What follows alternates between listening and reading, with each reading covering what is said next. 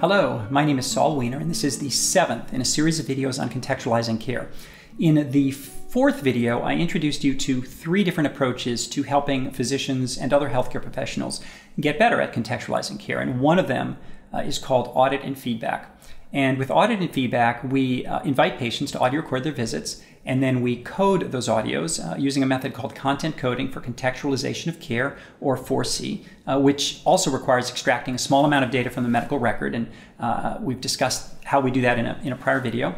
And this allows us to produce PowerPoint slides, and each slide summarizes each encounter in 4 concise lines. So first there's the contextual red flag, then there's the contextual probe if the physician probed, then there's the contextual factor if one was revealed, and then finally whether the care plan was contextualized, and if so, how. So we found that sharing these slides with a healthcare professional group, it could be a group of physicians, there might be other healthcare professionals involved as well, is quite helpful. And we've seen that particularly if it's done on a recurring basis, it leads to improvement in contextualization of care and better outcomes for patients. So what I'm going to do today is share with you what a typical slide deck looks like. And I find it helpful to think of this as a mirror. It's a way of sort of saying, here's what your care looks like, both the best and the worst of your attention to patient life context and care planning. And because it's authentic, because it's really coming from the practice itself, it's particularly convincing. So that's what we're going to do now, and I hope you find this helpful, particularly if you're thinking of bringing this methodology to your organization. So let's get started. The slides I'm about to show you are taken from a typical feedback PowerPoint deck. In 2020, my team published a study in JAMA Network Open of a contextualizing care program in the VA, in which we had clinical champions at 6 different VA facilities giving feedback to their peers using these slides.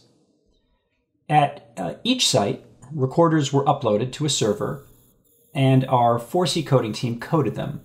And they made these slides, and then we emailed them to clinical champions on an ongoing basis. The first slide, this one, shows the name of the program, reminding people that this is a quality improvement program and that the focus is on contextualizing care. Then there's the name of the clinical champion, which is me today, who's the person giving the feedback, followed by the name of the medical center or clinic. It's also helpful to show the date range from which the examples were taken. When I'm the one giving feedback and the group is not already familiar with the project, I remind them of how it works. What's key is for them to understand that the examples I'm going to share with them, both the good and the bad, are from recent visits with their patients. I also remind them that identifiers have been removed at the very start, both of them and their patients. Also, although the slides I'm showing you are on just a white background, typically we'll put them on whatever template the clinic likes to use. Since we try to arrange continuing medical education credits for all of our talks, the second slide, this one, has any required disclosure statement. I always find it helpful up front to remind clinicians that what we're measuring is nothing fancy. So I'll usually include this slide near the beginning, and occasionally I actually put it at the end. In sum, what it says here is that contextualizing care is just figuring out why something is not going the way it should for a particular patient, and then seeing if you can do something about it if possible. And I find it helpful to put it in this direct way before we get into the necessary jargon. After giving that easy to digest slide, we'll then introduce this one, which has the 4 key terms that we use over and over again. I should mention that when I'm giving feedback to a group that already knows the program well, I'll skim through this one and the next several slides. But often there are a few clinicians who are new, so it's always helpful to go through the slides, at least briefly.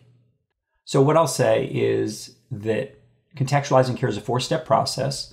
It begins with recognizing a contextual red flag, which is a clue that something in a patient's life might be impacting their care.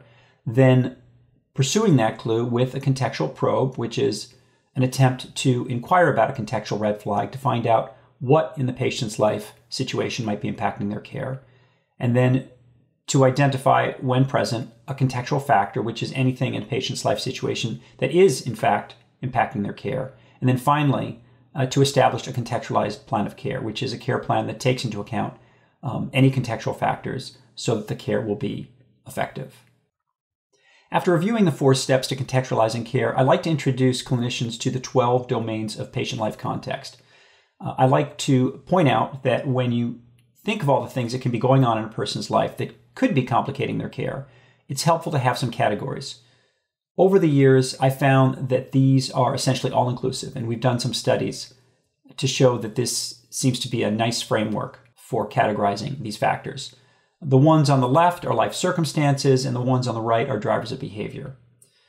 Our 4C coders sort every contextual factor into one of these 12 categories. And then finally, this is the last introductory slide we show before getting into the actual examples. If you've been watching this video series, you may recall that I introduced this diagram in the second video. When I'm doing a feedback presentation, I like to tell clinicians that whether you're thinking about it or not, whenever you're with a patient where there's a contextual red flag, you're going to go down one of these pathways, and there are just 6 of them. I'll explain that the examples I'm about to show them illustrate what happens with each of these pathways.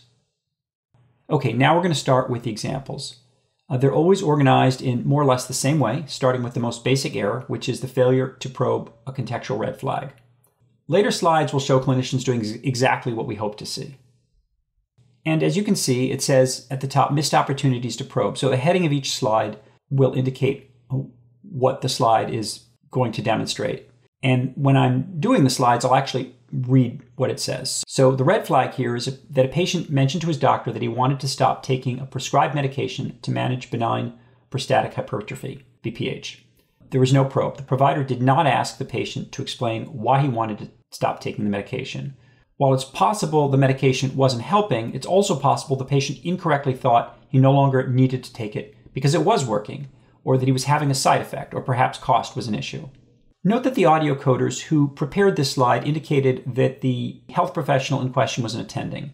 We do that because our programs often have a mix of attending physicians, residents, nurse practitioners, and even clinical pharmacists.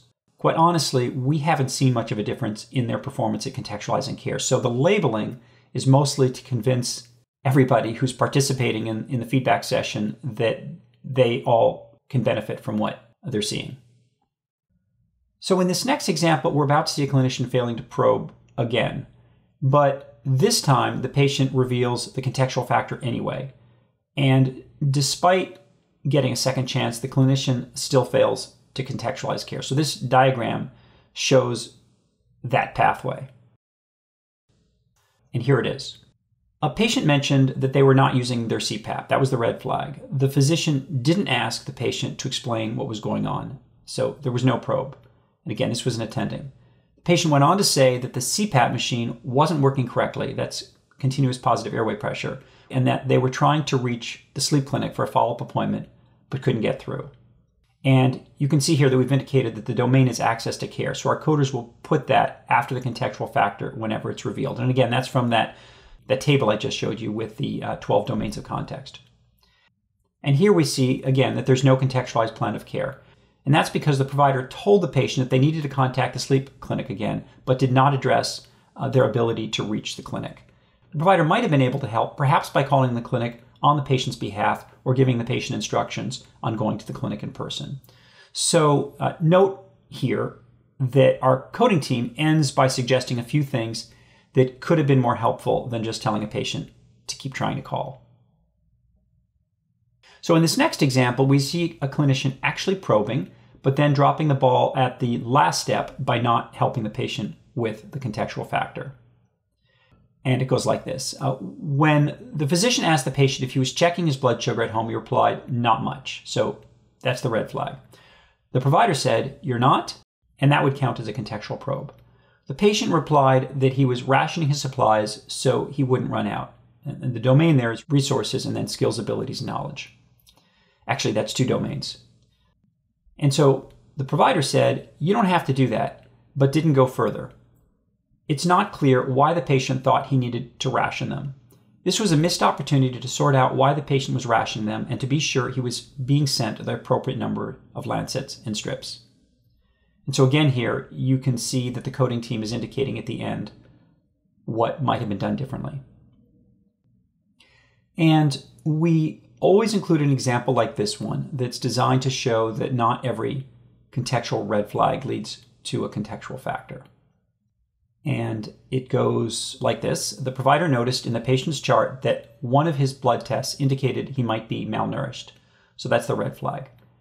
The provider asked the patient, "Do you have access to good food?" And that's the probe. The patient responded that he had plenty to eat and confirmed he was getting a balanced diet. And then finally, since the patient didn't have any contextual issues preventing access to food, the provider appropriately explored medical reasons for the blood test result.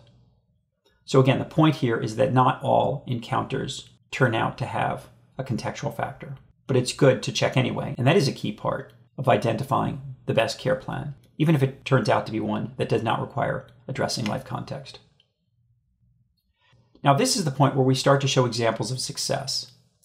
In this one, the clinician actually starts out wrong. They fail to probe, but then the patient reveals the contextual factor anyway. And at that point, the clinician follows up appropriately. And it goes like this. A patient mentioned that he had not attended a follow-up appointment with a specialist. That's the red flag. The physician didn't respond, and that was a missed opportunity to prevent further communication problems. It's possible the patient's contact information was incorrect in the system, or that the referral had not been ordered correctly. Later in the visit, the patient brought up the issue again, saying he'd been told someone from the specialty clinic would mail him, but he never heard anything, and the domain there would be access to care. This time, the physician checked the contact information in the medical record and, after checking with the patient, discovered that the clinic did not have his most current address. They sent an internal message to have it fixed. So that's the contextualization of the care plan. So here in the final example, we see the ideal pathway, and that consists of both probing and then addressing the contextual factor. And it goes like this. A patient with cardiac issues mentioned that he was not taking his heart medication. The physician asked, "What's the problem?" The patient responded that he was afraid. He said the side effects he had heard about scared, quote, "the hell out of me." And this was classified as being in the domains of emotion and also skills, abilities, and knowledge. And in response, the provider asked about the patient's fears, informed the patient that the medication is safe, and went over risks and benefits. The provider also offered a different medication in the same class in case the patient felt more comfortable with that medication. When the patient's record was reviewed 3 months later, he was taking all medications as prescribed. So this slide and the next few are quantitative and consists of some charts and graphs. They're also produced by the 4C coders. This first one here shows that nearly 3/4 of contextual red flags documented were heard on the audio. The remainder were extracted from the medical record. As you may recall, medical record red flags are things like missed appointments, not refilling meds, frequent emergency department visits, and so on. This slide is a reminder that clinicians should pay attention to both when on the lookout for signs that their patients are struggling with life issues that could be complicating their care. Now, this chart shows the categories into which contextual red flags sort. Just as we have 12 domains into which contextual factors sort, we also have various categories for contextual red flags. Here you can see that missing appointments was the biggest category. Medication and care plan adherence problems were also common, as was uncontrolled chronic conditions.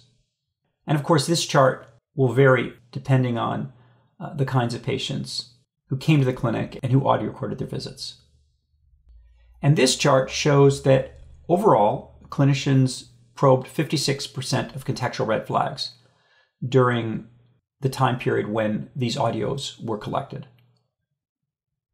And this chart shows that most of the contextual factors discovered came out as a result of a clinician probing. Less than 1/4 were spontaneously revealed by a patient without a probe. This illustrates how most of the time patients don't tell clinicians what they're struggling with in their life unless they're asked. And this pie chart shows that 83% of contextual factors were addressed in the care plan, which is pretty good. This is the single most important quantitative finding because it's ultimately what matters, which is whether the care took into account the patient's life context when it was necessary to do so. And then this bar graph shows how the contextual factors were distributed across the 12 domains of context. Now, while all the preceding charts and graphs were a snapshot in time, this one shows the continuum for this particular group of clinicians in terms of how their performance changed over time with feedback. And you can see the feedback time periods indicated along the bottom. And what you'll notice, if you can see the fine print, is that this group started participating in August of 2021. And the most recent meeting is the session all the way to the right, which says June 6, 2022. Now the upper line in yellow or orange shows that 83% of contextual factors were addressed in the care plan, the same figure that I just showed you. And that's 18 out of 21 instances in which the plan of care, or POC as we call it, was contextualized. The blue line, again, looking to the far right, lands at 56%. And that's because 37 out of 66 contextual red flags were probed. Again, the same data shown on the previous slide. And as you can see, this group is getting better with feedback.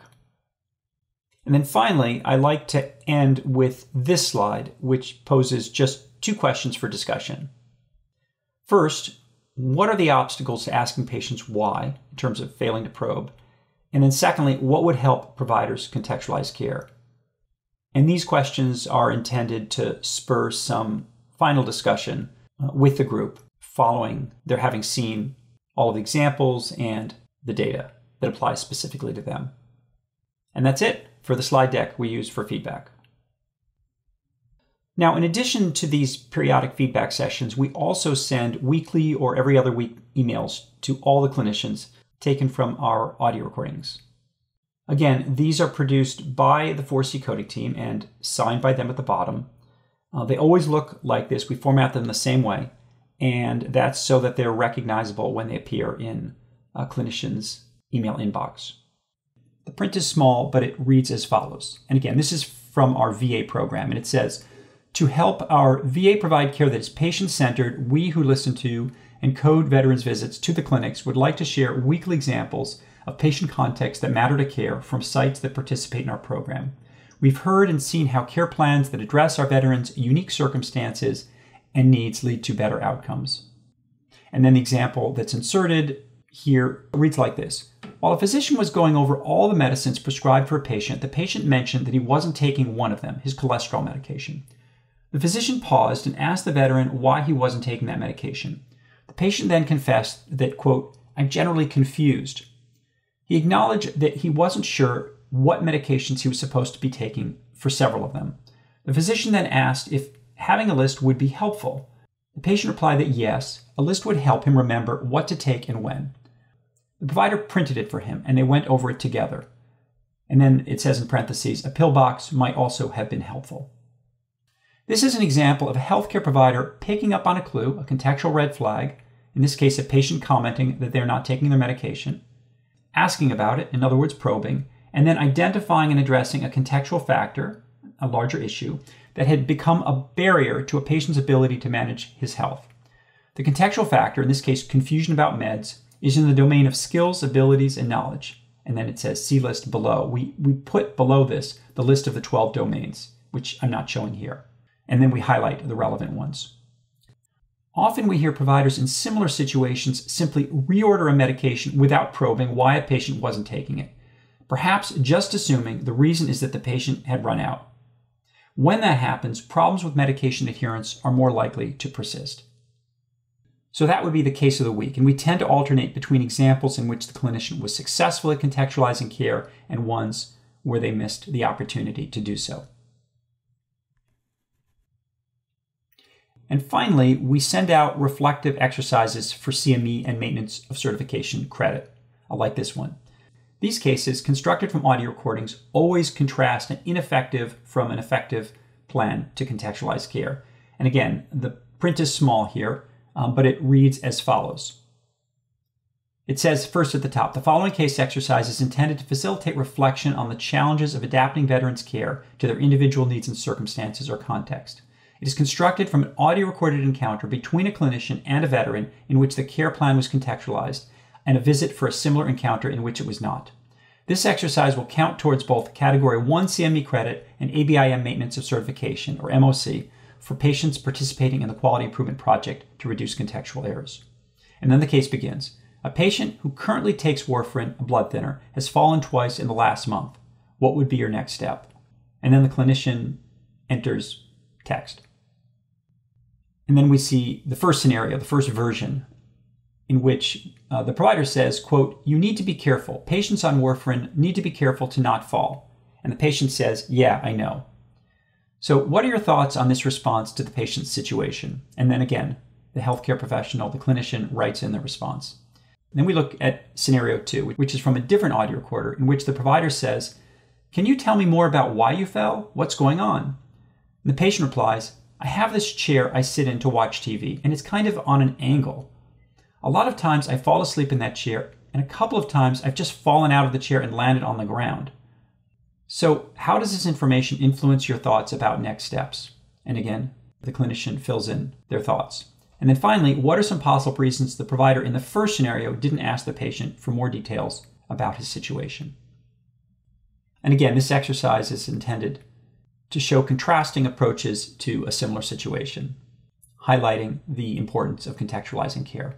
And it's also designed to prompt the clinician to think about what they would do. So in sum, we use multiple concurrent strategies to call clinicians' attention to the importance of patient life context in the work they do. So in nearly all our contextualizing care programs, we combine these 3 strategies, which are the same ones I just showed you in the video. It's first the forced decoding of audio-recorded encounters with those narrative examples, the weekly or biweekly examples in which we alternate instances where care was contextualized with those in which there was a contextual error. And then finally, the reflective exercises for CME and MOC credit, which are based on contrasting examples from audio-recorded encounters as well. So I hope this illustration of how we help our colleagues improve at contextualizing care has been helpful to you. We've repeatedly seen that it leads to better outcomes for our patients. Thank you for your interest.